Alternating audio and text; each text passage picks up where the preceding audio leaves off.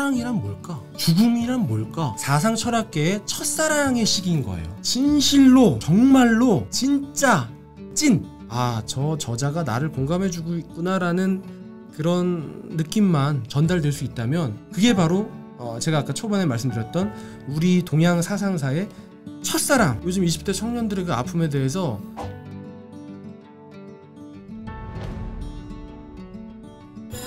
여러분은 지금 게으른 책 읽기를 보고 계십니다.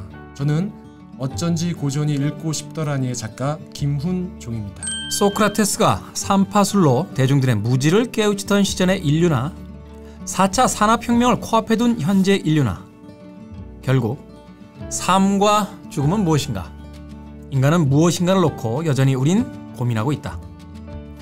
수천 년 전이나 지금이나 요즘 애들에 대한 기성세대의 불만은 여전하다.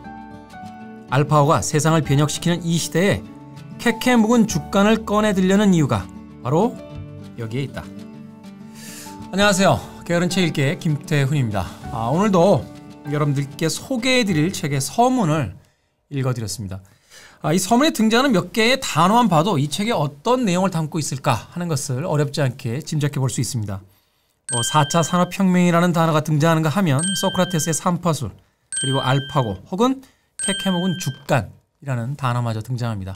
인류의 수천 년을 아우르는 고전에 대한 이야기, 고전을 통해서 현재의 우리를 돌아볼 수 있는 이야기를 지금부터 만나보도록 하겠습니다. 자, 오늘 만나볼 어쩐지 고전이 읽고 싶더라니, 이 장황한 문장의 책의 저자 김훈종 작가 나오셨습니다. 안녕하세요. 네, 반갑습니다. 네, 오늘은 작가 대 MC로 뵙는 거고요. 그렇죠. 사실은 뭐 지난 세월 동안은 늘 항상 PD와 DJ의 관계로 뵀었죠. 사람이 이제 자기 위치에 따라서요. 네. 그 상황을 읽는 게 달라집니다. 달라지죠. 네, 김훈종 PD는 이제 PD와 출연자로서 만났다. 네. 라고 하지만 저는 이제 정규직과 일용직으로 만났던 기억이 있기 때문에 사람의 시각 따라 다르거든요. 그렇게 읽으셨구나. 이 책에 대한 소개를 일단 하기 전에 오늘 그 책의 작가로 나와주신 김훈종 작가에 대한 소개를 하겠습니다.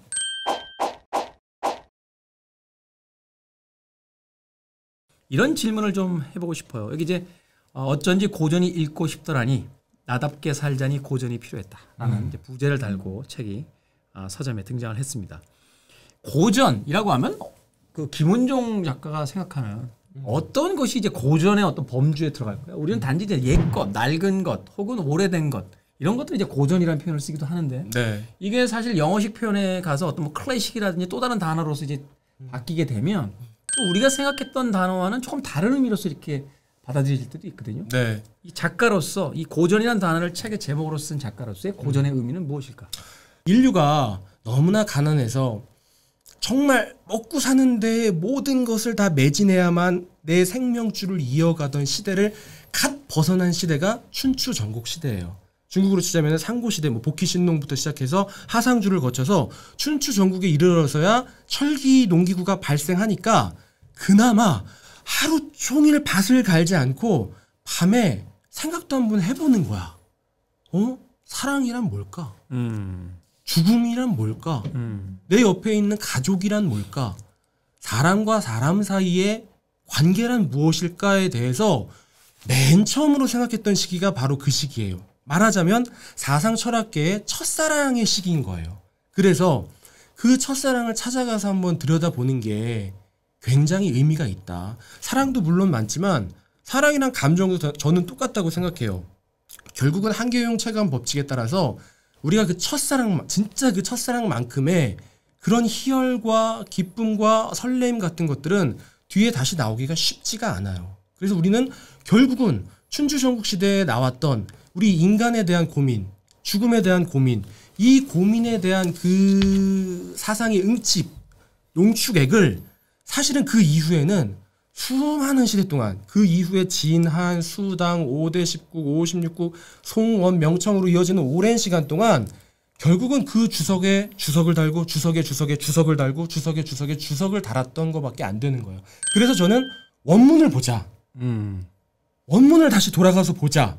라는 의미로 이 책을 썼고, 이제 이 책을 쓰는 제 1모토가 이 책장을 덮은 분들이 달려가서 뭐 김원중 선생의 역이든 누구의 역이든 하여튼 번역된 논어를 한번 찾아 읽게 만드는 게 제 말하자면은 이 책을 쓰는 첫 번째 제 강령이었어요.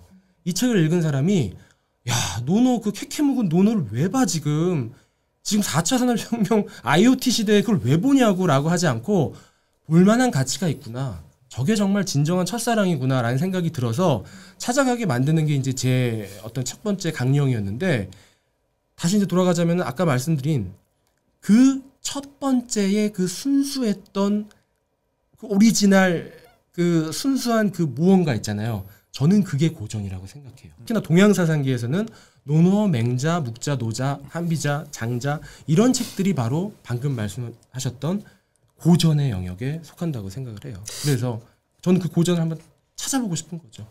뭐 하루키가 그 자신의 소설에서 썼던 것처럼 말하자면 시간성을 이겨내고 살아남은 그래서 끊임없이 지금도 많은 사람들에 의해서 재해석되고 새롭게 해석되는 원본 그것이 바로 고전이다.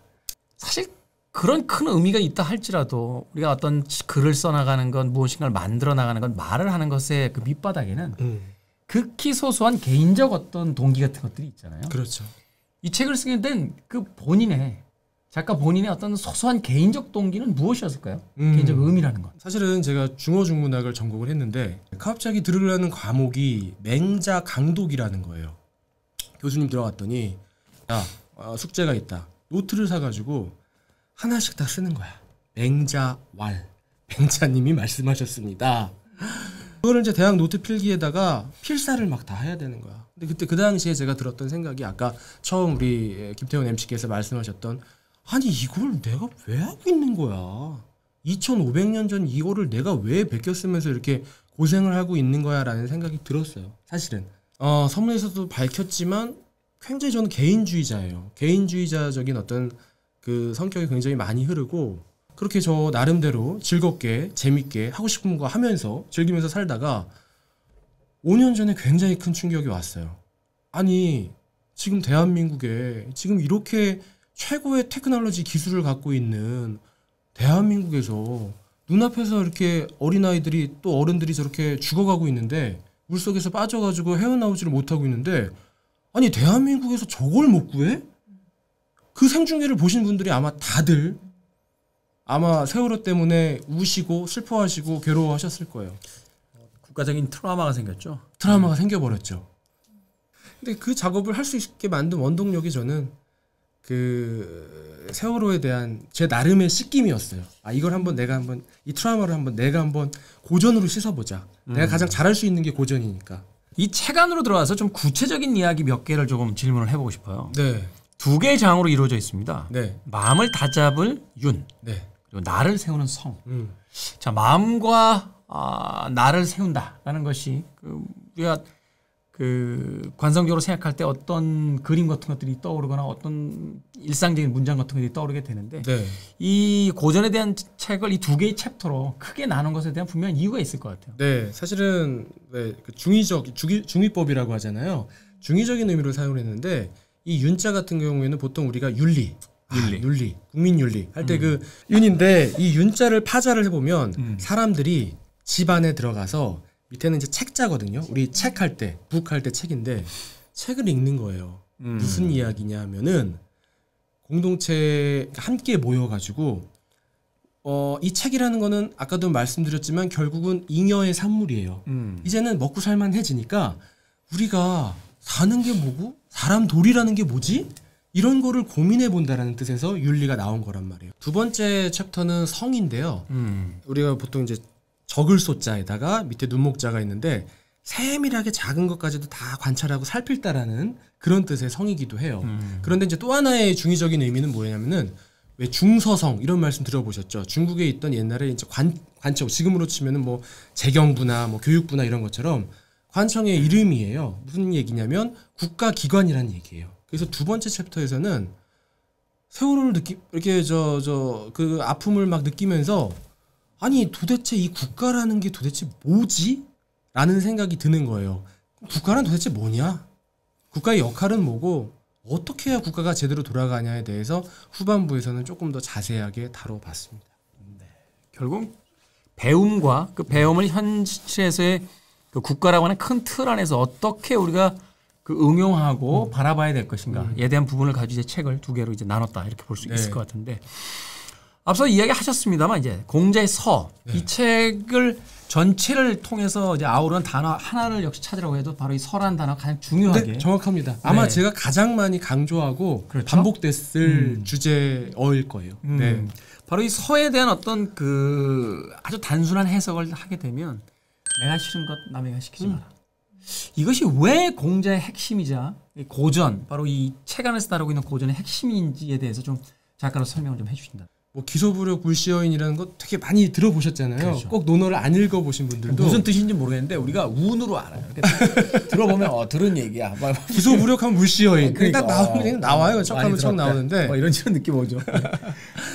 이제 공자한테 이제 제자들이 묻는 겁니다. 선생님이 도대체 일생을 통해서 그렇게 추구하신 바가 뭡니까? 라고 했을 때 나의 돈은 하나로 다 꿰어지는데 바로 충과 서다라고 얘기를 해요. 아마 이제 김원준 교수님의 번역으로 대부분의 고전들을 많이 접하셨을 텐데 저도 마찬가지고요. 김원준 교수님은 이 충과 서에 대해서 이렇게 해석을 하십니다.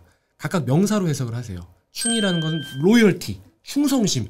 아까도 잠깐 우리 MC께서 말씀하셨지만 왕에 대한 충성, 서로 공감하는 마음. 저 마음을 내가 같으려의 마음심이에요. 이해해주는 마음. 저 사람 저렇겠구나.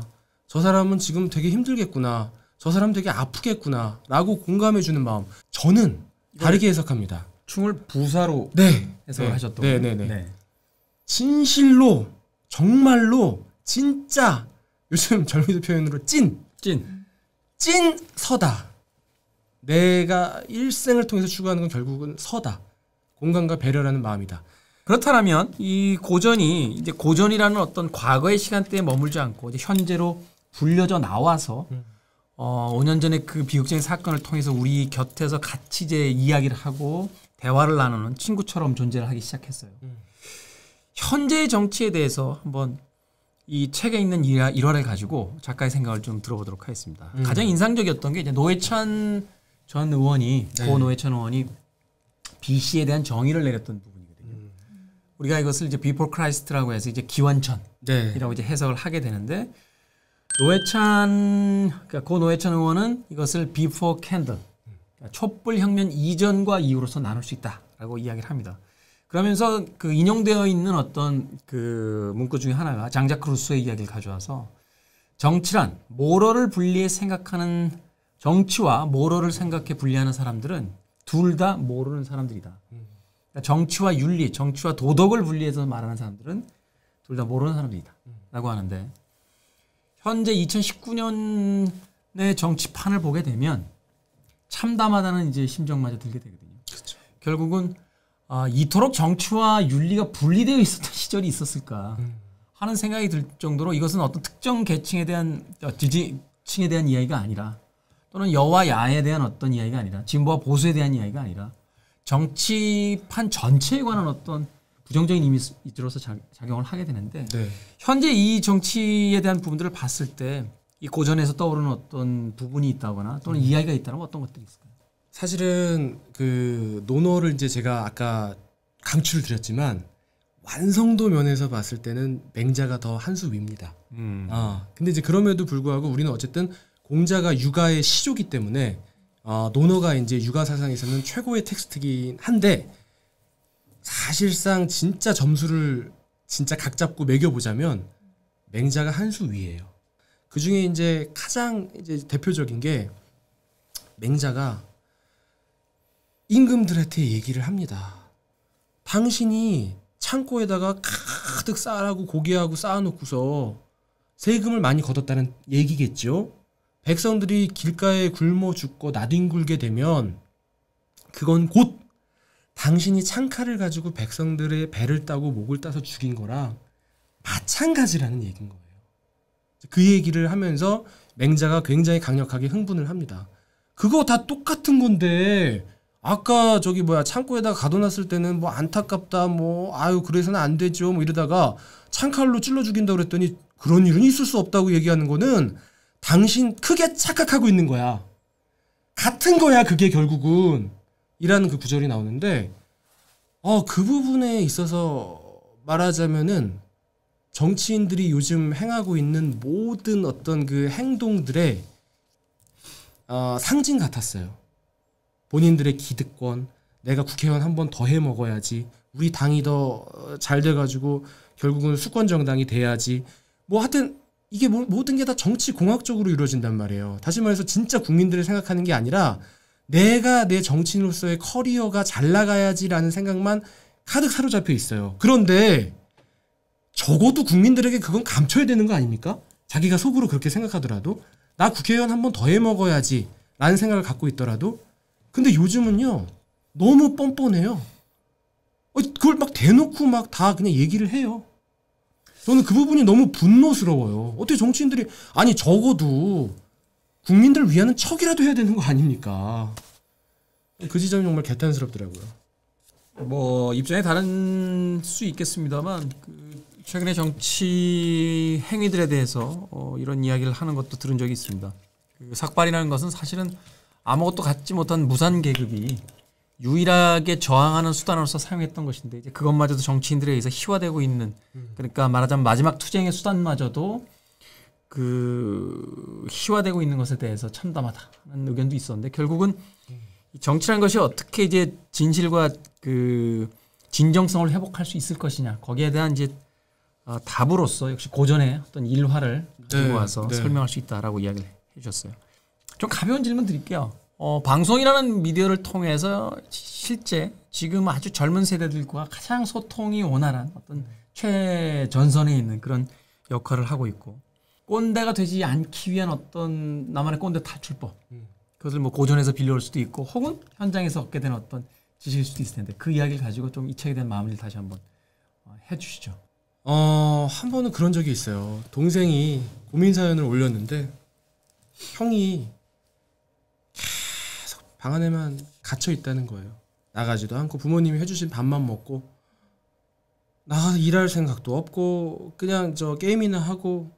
그러니까 우리가 이제 히키코모리라는 말 많이 하잖아요. 특히나 이제 일본에 많다고 우리가 이제 알고 있는데, 이제 그 사연이 와서 우리 형 좀 어떻게 좀 도와주세요라고 사연이 왔는데 참 너무 안타깝더라고요. 이 동생도 사연도 안타깝고 부모님 입장도 이해가 되고, 그래서 어떻게든 한번 그 형한테 용기를 불어넣어서 한번 뭐라도 한번 지금부터라도 한번 시작을 해보자 라고 이제 저는 이런 취지로 이야기를 했는데, 생각보다 많은 분들이 그 다음 주에 그 답글이나 이런 것들로 리액션을 주셨는데, 오죽하면 그러겠느냐라는 얘기들을 굉장히 많이 하시더라고요.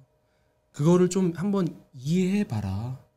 그럼 오죽하면 거기 방 안에 갇혀서 부모님 힘들게 벌어오시는 돈을 축 내면서 그렇게 지내겠느냐라는 걸 한번 생각해봐라라는 이제 리액션이 왔는데, 그때 굉장히 큰 깨달음이 왔어요.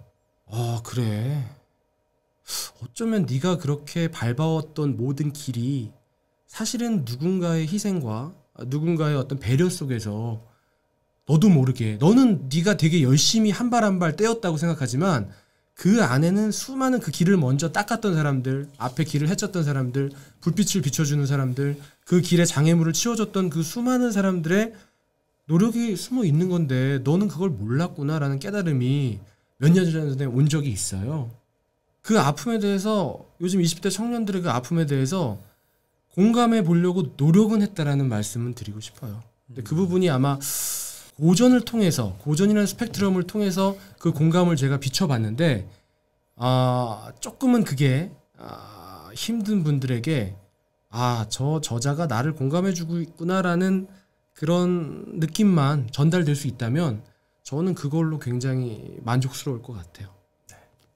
느리게 달린다는 것, 그리고 우리 인생의 발목이 잡고 있는 것으로부터 자유로워진다는 것, 그리고 어느 날의 평범한 하루를 한가하게 아름다운 하루로서 만들어낸다는 것, 이건 어떤 것을 통해서 이루어질 수 있을까요? 김은종 작가의 이야기를 빌리자면. 어쩐지 고전이 읽고 싶더라니를 그 기둥을 세우고 있는 두 기둥이 있는데, 한 기둥이 아까 말씀드렸던 뭔가 이런 시대에 국가란 무엇인가에 대한 부분에 대해서 고찰을 해보는 거예요. 도대체 국가란 뭐길래 이런 걸까라는 고찰을 하는 것이 한 부분에 있다면 다른 기둥으로는 방금 말씀하셨던 그 한가할 한자로 대표될 수 있는 상징할 수 있는 우리가 정말 이 시간이라는 거를 제대로 한번 써보자라는 그 관념이에요. 우리에게 주어진 어떤 시간 속에서 우리가 당면에서 해야 되는 어떤 일들 이런 것들이 이제 역경이라면 허겁지겁 해야 되는 역경. 다시 말해서 춘추전국 시대에 철기 농업혁명이 일어나기 전에 하루하루 생존을 위해서 달이 그 창문에 뜨는 모습을 본 적이 없는 거야. 왜 못 봐? 쓰러져 자. 왜냐면 해 뜨면 바로 하루 종일 허겁지겁 일을 해야 되기 때문에 그 전까지는 한가한 한이라는 게 없어요. 달이라는 걸 본 적이 없어. 왜? 해 지고 나면 바로 잠을 자야 되거든. 그래야 에너지를 축적해서 다음날 일해서 하루를 먹고 살 수 있거든. 그게 이제 말하자면은 역경의 시간이었다면 한가할 한이라는 글자가 만들어질 정도로 창문을 보니까 달이라는 게 있구나. 야, 이 밤에 보니까 저런 달이라는 것도 있었구나. 태양만 있는 게 아니라. 그걸 알아채는 그 순간 춘추전국 시대의 그 시기에 말하자면 사람들은 하나의 순경을 맞게 되는 거예요. 그 순경의 순간에 제자백과 사상가들이 인간은 무엇이고 죽음은 무엇이고 사랑은 무엇이고 너 효도는 무엇이고 형제간 우애 있게 지내는 것은 무엇이고 이웃과의 사이는 어떻게 지내는 것이며 국가간은 어떤 관계를 맺고 있는지에 대한 것들을 대해서 막 고민을 해낸 거예요. 그러니까 말하자면은 사실은 더 어려운 일을 해낸 거죠. 그게 바로 제가 아까 초반에 말씀드렸던 우리 동양 사상사의 첫사랑, 그 어렵다는 첫사랑이 이루어진 거예요. 하루에 정말 단 아침에 10분이든 아침 시간이 너무 힘든 분들이라면 자기 전에 10분이든 한번 고전을 그러니까 논어 같은 경우에는 한 구절 읽는데 딱 10분이면 되거든요.